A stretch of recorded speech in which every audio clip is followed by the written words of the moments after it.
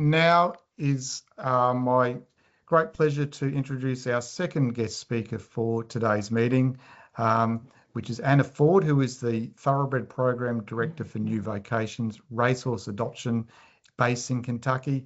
We were very fortunate to visit New Vocations in the Kentucky conference early this year and meet with Anna, and certainly I'm looking forward to you sharing your insights with us. Thank you very much, Anna.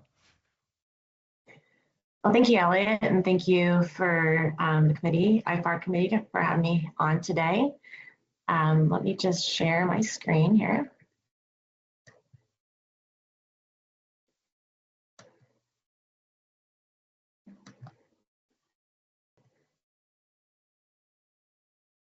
All right. I assume everyone can see this. Okay, well, again, thank you for having me today. I'm here in Lexington this morning at 7 a.m. here, and just wanted to share a little bit about New Vocations Racehorse Adoption Program and give you a quick overview of what we do, as well as some of the challenges that we face, and then what we see the future holding and what we see in the future. So just to get us started, New Vocations was founded in 1992. I just realized that was 2 years after the birth of TCA.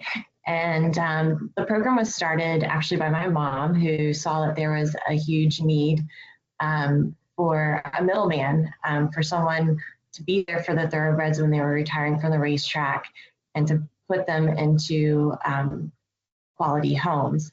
And so back then in 1992, the only aftercare organization here in the United States was the Thoroughbred Retirement Foundation, and they really focused solely on retiring horses to pasture.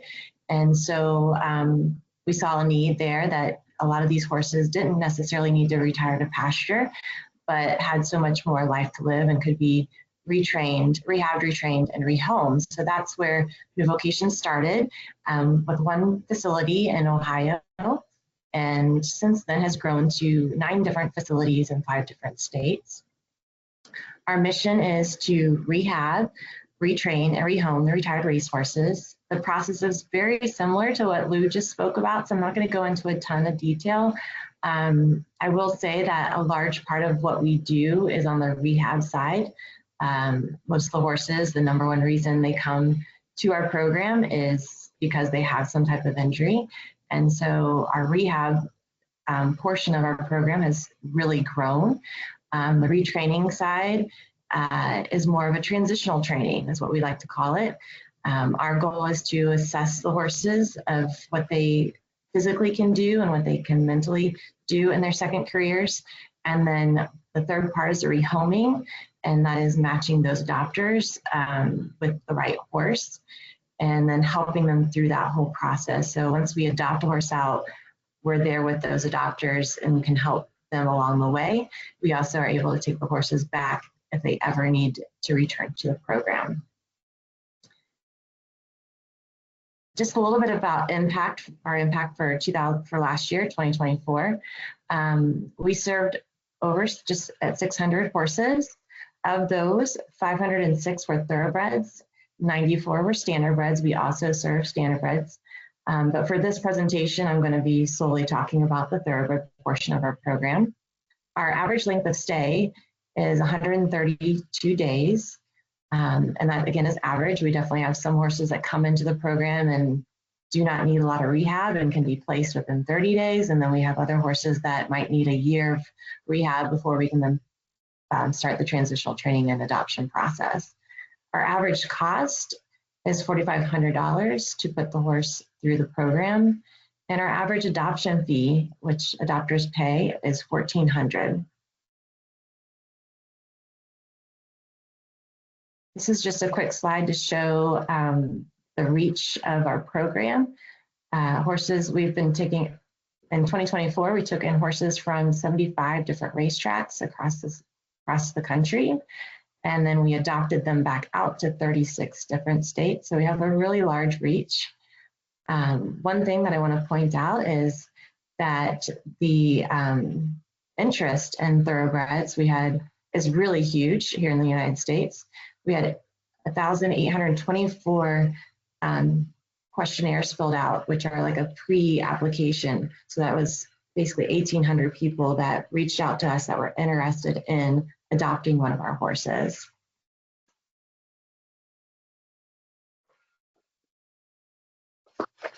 So looking at good news, currently here in the United States, I'd like to say that Thoroughbred Aftercare is really trending. It's something that we've seen over the last 10 years, a shift in the industry that there's much more awareness of the need for aftercare, and that's continued to grow.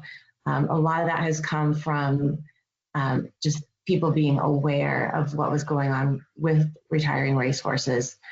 And so that education process has really raised awareness. A lot of social media content has pushed that and allowed us to really bring aftercare to the forefront. And so, we see that continuing to grow, and that's really exciting. The market for the thoroughbred has also grown at the same rate, I believe. We have a lot of different initiatives with the Thoroughbred Incentive Program and the Retired Racehorse Project with Thoroughbred Makeover. And there's multiple horse shows across the country. So we've just seen that market continue to grow. And we see that too with our adoptions and our applications for the last, say, 5 years, we've gone over 1,000 interested parties every year wanting to adopt one of our horses. We've also seen aftercare options have grown in the United States. Currently, I believe there's 84 different Thoroughbred Aftercare Alliance accredited organizations. And that's huge, because when we started it, we were the only ones really looking at adopting out thoroughbreds. And now that's grown up to 84 organizations. We've also seen funding has grown greatly, which is great, because we can't do what we do without having funding to fund it. And we've seen that, as awareness grows, the funding has come, and that's been great. But looking at some of the challenges, because definitely what we do is not easy. And, and listening to Lou's report, it sounds like we're dealing with very similar things. Our greatest challenge is dealing with the lengthy rehabs. And again, the number one reason horses are retired and come to our program is because they have some type of injury.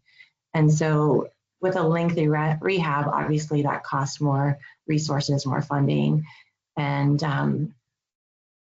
thankfully we're able to provide that. We're able to provide horses with basically whatever they need to get them healthy and sound for their next career. And once we get them healthy and ready for their next career, the next challenge is if they do have an injury that then limits them, it's become hard. It's become harder to market those horses because the equestrian industry then deems them as, oh, they're limited. And so then we have to help educate them on what does that actually mean, because many of the horses that we rehab, sure, their injury might limit them to a mid-level career, but they can do a lot of different things. So it's really been a challenge for us to market them and figure out how to get the message across that they're still very usable horses. And then the third challenge with all of that is the cost of aftercare has continued to go up. And obviously the longer the horse stays in our program, the more it costs. So I have two examples to show, just to look at these, kind of put perspective into the challenges and just kind of diving into our program and what it costs. This horse is named Born Noble. He's actually at our Florida facility currently, and he's a 4-year-old, beautiful. He only had 4 starts. He sustained a lateral condylar fractures, both front legs, and they were both surgically repaired. He actually was a horse that rehabbed successfully and then returned to racing, or actually to race training. And he was actually doing fairly well, was going pretty far in his training and rehab, but basically was showing that he wasn't going to be able to be at the same level as he was before the injury. So his connections decided to retire him to Vocations. And we were obviously happy to take him. We did give him about 4 more months of rehab time just to relax and let down. And then we put him into our retraining program. So just to give you an idea of the cost associated with having a horse like Born Noble, he's currently been in our program for 7 months. He's also currently been up for adoption for 2 months. And the estimated cost for him thus far in our program is $7,000. And his adoption fee, what we're asking for him for adoption, is at $2,500. So thankfully, with our program, we always ask for a donation when we take a horse into the program. It's not always mandatory. We do have different state programs that the horsemen's groups give us grants, so we can have a sliding scale. But in this case, we strongly recommend that no matter who's donating the horse, you should always make the option that someone should, ask for the donation. And it's been greatly received, at least in our program, that we'll put a range of like what it costs for us to put the horse through the program. And when we started doing that, probably about 4 years ago, we saw our donations with the horses increase, because really owners, trainers had no idea what it was costing us to put horses through the program. And so by putting, hey, your horse is going to cost us on average $3,500 or $4,500 to put the horse through the program, a lot of people are like, oh, well, I'm happy to cover that. Now, obviously, we're going to have people that can't do that, and that's where we go to our grants and different funding to try to get the funds to cover the horse's cost. Now, with Born Noble, the other reason or other point I wanted to bring up is that he is listed as a mid-level suitability for a second home. And mid-level would be, we call it a level 2. He would be able to do basically any type of jumping career up to, say, 2.6 or under, dressage, flat work, trail riding.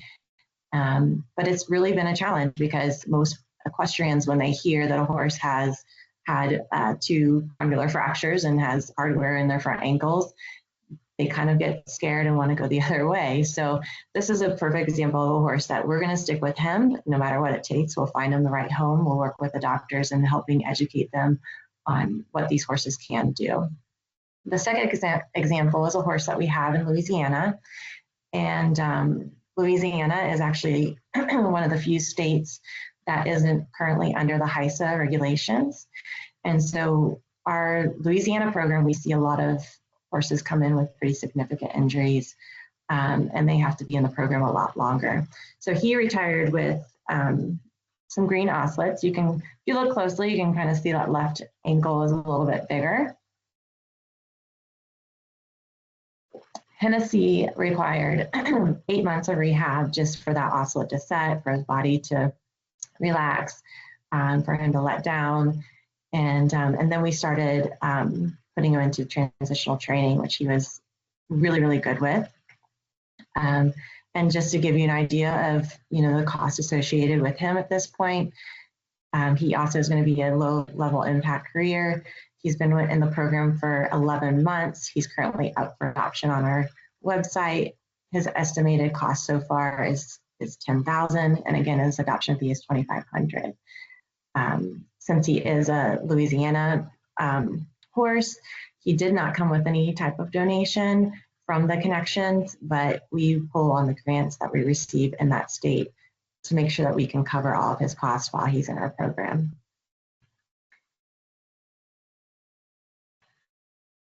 One thing I wanted to also mention is our horse levels.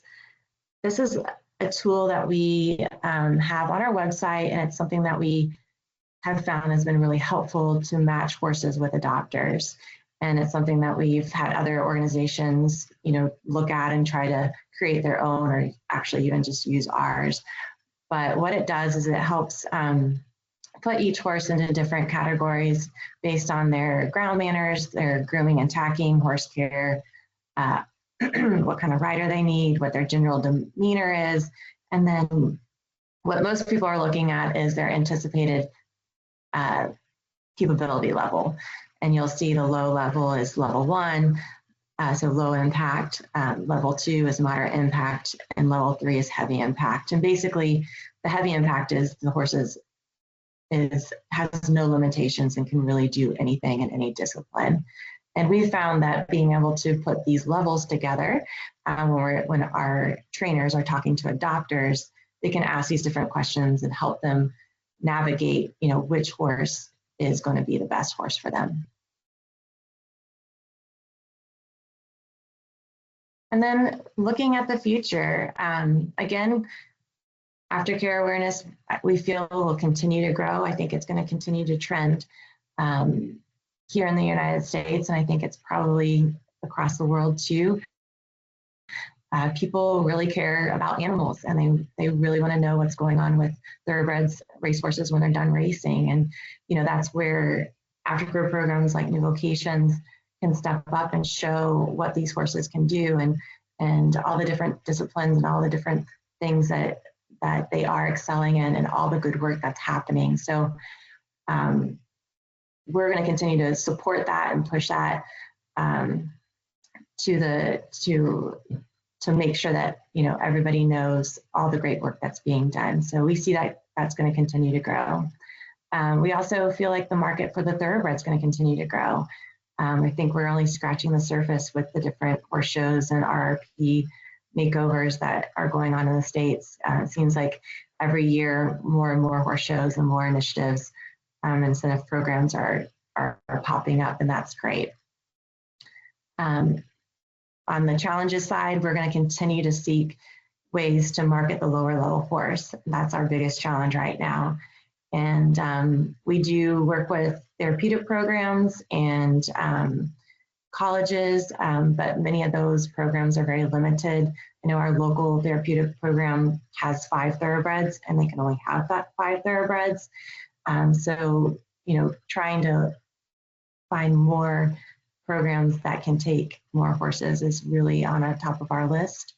But the other part of that is on our marketing side, we've found that doing more videos of the horses doing different things, say whether it's, the horse is not able to jump. So we have an obstacle course that we built in our back part of our property, showing the horses doing obstacles, going over bridges, just hacking out, just showing that, hey, yes, this horse might not be able to go on to a jumping career, but it's quite suitable for trail riding and can go over small obstacles, or maybe even pop over a small jump when needed. So we're constantly looking for different ways to market them, and have found that, the more creative that we can get with our videos and our photos and just really connecting people with the horses and who they are, we can place these lower level horses.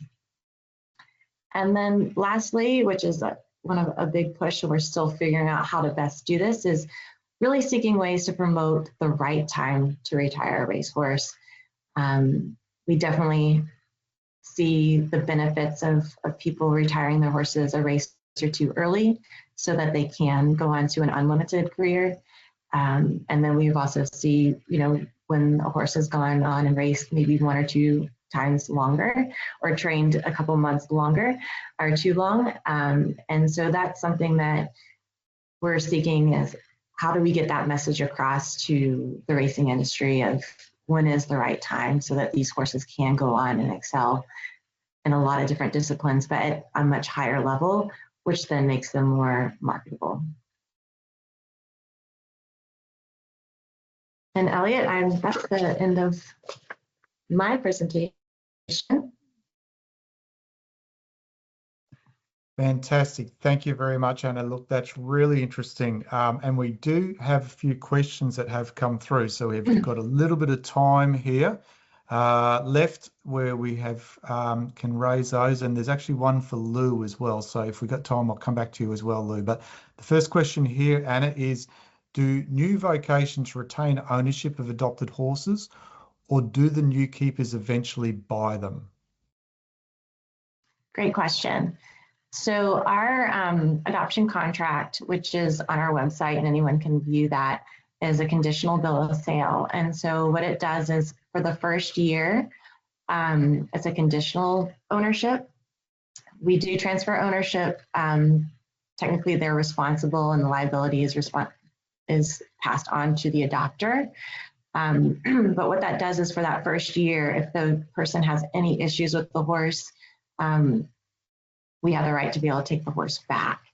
And we do require 3 updates during that first year. We feel like the first year is the most vital, and if something's going to go wrong, it's going to be during that time frame. And so what that conditional bill of sale does is if there's any problems, then we can step in and help the horse. After that year, then the transfer is complete and the horse can still come back to our program, but technically the horse is theirs, and if they at some point want to sell the horse, they can as well. We also require that and request in that contract that if they do sell the horse after a year, that they use our bill of sale, which basically lets that next buyer know that the horse came through New Vocations, so that if they have any issues or can't take care of the horse, that it can come back to us. So that's how we do traceability and how we try to track the horses going out through the program. Right, great. Now that's really interesting. And I think it comes down to having good systems in place and good contracts and templates that you have available. And I notice as well with the horse levels there, that's about trying to bring consistency to the scale of the operations, because across 9 facilities in 5 states, having that consistency must be really important, Anna. Yeah, it is. So another question here, Anna noted an increasing interest and demand from equestrians for former racehorses. What key factors do you feel have influenced that demand? I think it's a lot of different things from, we have the incentive program that the Jockey Club has with all the different horse shows. There's thousands of horse shows that include thoroughbred classes now, which is great. We also have the Thoroughbred Makeover. And I think, social media has really pushed those initiatives as well as ours. And that, we really work hard and put a lot of resources just to our marketing of look what these horses can do. And when someone's looking for a horse for sale, like we've put money into making sure our horses pop up as an option. Yes, no, it certainly was a slide that caught my attention when you spoke about the good news and the changes over the last 10 years. And I do remember Boyd Martin talking about this probably 10 years ago when we started IFAR about the importance of having the brand of the thoroughbred being seen in a positive light by the equestrian community, and how that unless we supported and promoted the brand of the thoroughbred, then we were in danger of slipping off the radar. So I think it's no accident that we've had that growth across those various sort of metrics, and certainly long may it continue. So, and I think just to add a little bit on that, the other thing that I think has helped us too is that we keep our fees fairly low for our doctors. Our highly, level 3 unlimited horse is $3,500, and because we know that the price tag is the cheapest part. Like we want our doctors to be able to invest in training and care for these horses. But I feel like what it does is it allows more of the average equestrian the ability to afford a very quality horse. And I think that goes a long way. And that's really what we have pushed, is that for what you're getting when you're adopting a horse from us, you're getting a very quality horse that can take you a long way, but you have to continue to invest in the training and the management of the horse. And that's been part of our marketing. And I think that's really helped the breed. Well, I think it's admirable the work that New Vocations delivers into the market at such a scale. If anybody has the opportunity to visit Kentucky, make sure that you get an opportunity to see New Vocations and the work that Anna and her team do.